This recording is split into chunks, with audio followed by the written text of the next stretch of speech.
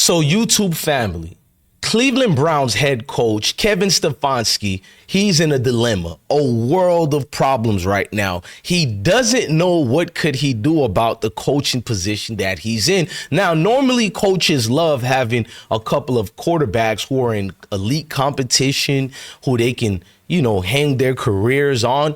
But Kevin now has to make the honest decision that he didn't want to go against. Their third round pick, Dillon Gabriel, who they wanted to go with, it's being crushed by everybody in the media. I'm talking about everybody. Even experts are saying things like this. Shedeur looked good. What you saw from Dillon, solid, much better arm in person than you would think. And then Shedeur was, it started rocky on that very first snap, bumbled it, and kind of threw that little floater up there. And you're like, oh, man. And then he settled in the first day. And then Saturday was excellent. And then Sunday, excellent again. And I'm talking ball not hitting the ground. I mean, the experts. I didn't think there was lines. The experts are all saying what we all know already, what we knew already. Shedeur is heads and above shoulders than Dillon. In fact, I did a video on Zach Johnson also speaking up for Shedeur.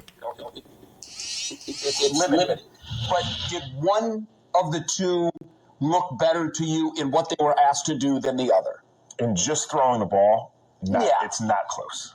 Shedeur Sanders. It's not close not either. Close. No. Wow. That's the man said it's not close. Reporters are making fun of Dillon Gabriel's height in front of his face. Is like I'm going to get that rep. And, I really like that. Thank you guys. Thank you. Look at that. He said, I'm taller than him. I'm taller than him. You see what he said it 3 or 4 times? I'm taller than him.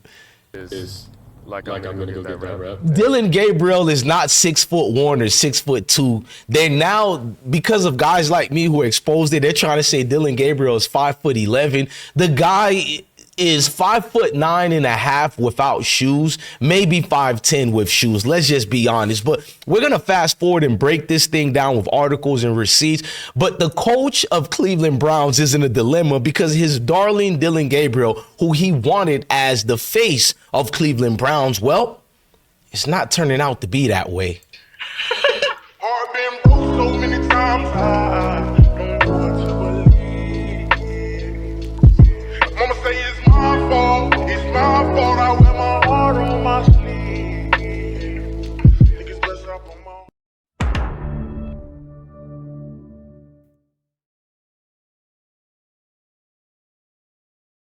Now, one thing about the Cleveland Brown head coach, Kevin Stefanski, I'm not going to call him a man who hates other people based on complexions or whatnot. I don't get into that if you didn't show it yet. But he does have a love interest of Dillon Gabriel. When he gets asked questions and enamored with questions about, wow, Shedeur played great today, he always throws it under the bus and brings up Dillon Gabriel's name again. Go watch all the interviews if you think I'm lying. It's like he's not either he hates Shedeur or just loves Dillon way more, or he was paid not to give Shedeur any level of respect. But this is the banners that we got today. So all eyes have been on the Cleveland Browns during the first few days of rookie minicamp, with fans and media members trying to get a peek at what the dynamic is between Browns coach Kevin Stefanski and the 2 rookie quarterbacks in Cleveland, former Oregon Ducks passer Dillon Gabriel and former Colorado Buffalo single caller Shedeur. So now it's like, this guy has to answer questions. So Stefanski was asked after Saturday practice about the 2 quarterbacks and how are they handling the first few days of rookie minicamp. Stefanski had praise for both quarterbacks, explaining to the media how pleased he was with that both Gabriel and Sanders was extremely coachable. Now, this article is lying.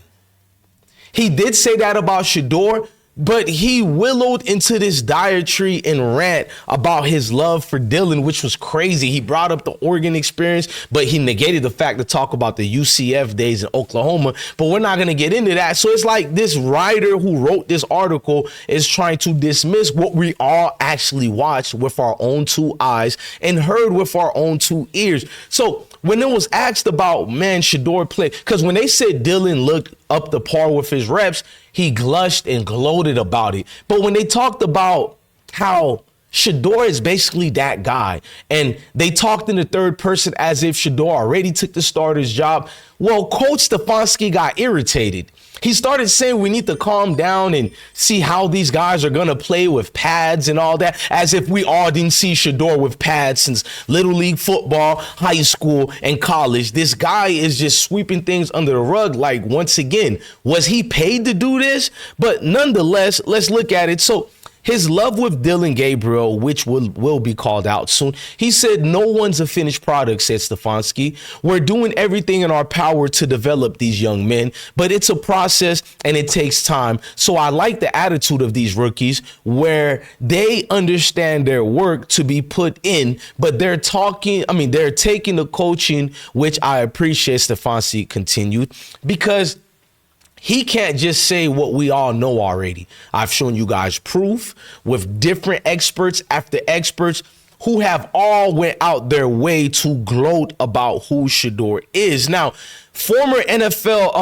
McColligan, he talked to Adam Pac-Man Jones, and this is what he said about Shedeur. This is a former NFL GM, general manager. Long time you evaluated some of the best and worst quarterbacks in the last 20, 30 years. So my question for you, you know where this is going.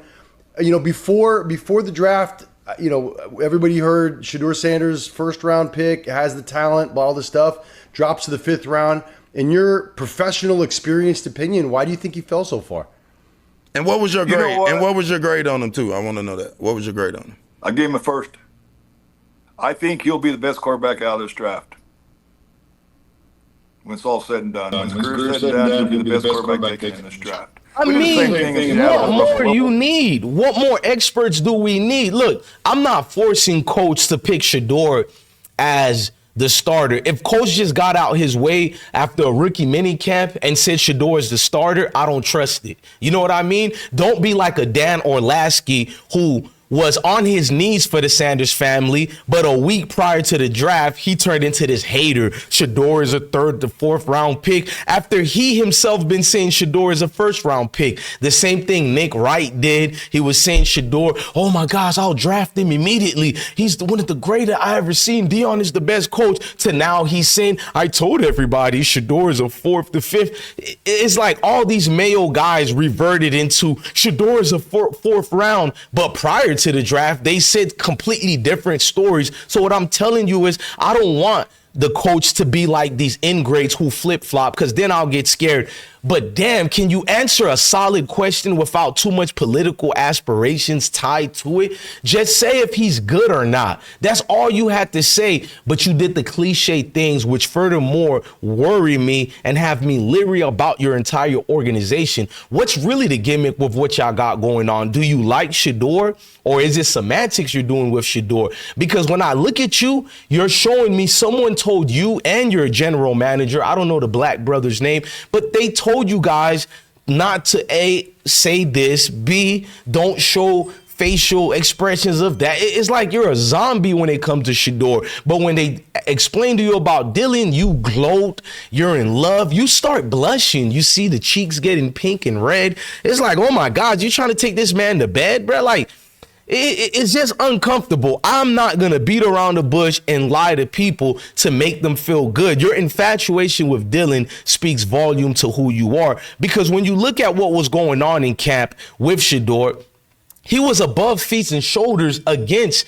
Dillon. I'm not saying he's going to be a good quarterback, but what we had to look at that camp, one looked comfortable while the other threw 4 interceptions. I'm surprised nobody brings that up about Dillon Gabriel throwing multiple interceptions, but let's not bring that up. Your reporters don't like Dillon.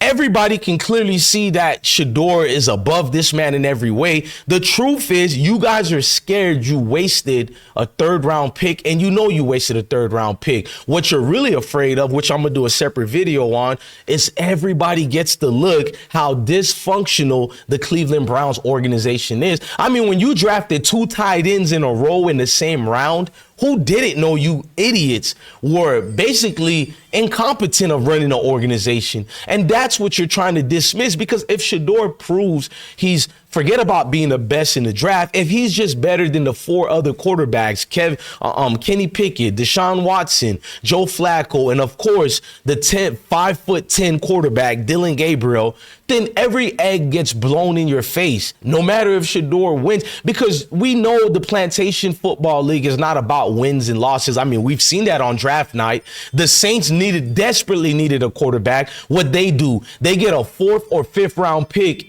and they draft him in the 2nd round. Tyler So. Nobody thought Tyler was even a 3rd round pick, and he gets drafted in the 2nd round.